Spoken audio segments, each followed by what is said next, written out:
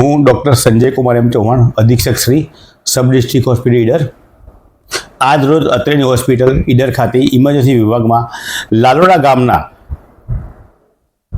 1:15 સુધી 20 દર્દીઓએ હડકવા વિરોધી રસી આજે આપવામાં આવી છે.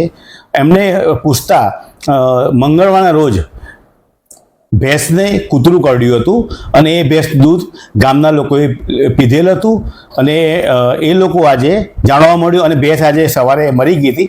એટલે એક ડરનો માહોલ ઊભો થયો હતો. તો એ ડરને નાસવા માટે અને શંકામાં કોઈ આવે ના એટલા માટે આજ રોજ અંદાજે 20 લાભાર્થીઓએ હડકવા વિરોધી રસી લીધેલ છે અને એ લોકોને હડકવા વિરોધી રસી આપી છે અને અન્ય કોઈ બીજી કોઈ સારવાર અપાવી નથી અને રસી આપીને એમને ઘેર મોકલવામાં આવે છે. અમને બીજું ઇન્જેક્શન ક્યારે લેવું એ લોકોને એમને જાણ કરવામાં આવી છે. દર્દીને 4 ડોઝ લેવાના થતા હોય છે. 100-125 જેવા કેસ આપણે આવતા હોય છે અને દરેકને આપણે ઇન્જેક્શન આપતા હોય છે. અને જો ફેસ અને ખભા ઉપરથી ભાગમાં જો કૂતરું કરડ્યું હોય અને વધારે બ્લીડિંગ થયું હોય, મોટો ઘા હોય નીચેના ભાગે, તો એમને ઇમ્યુનોગ્લોબ્યુલિન માટે પણ ઇન્જેક્શન આપણે અલગથી આપતા હોઈએ છીએ.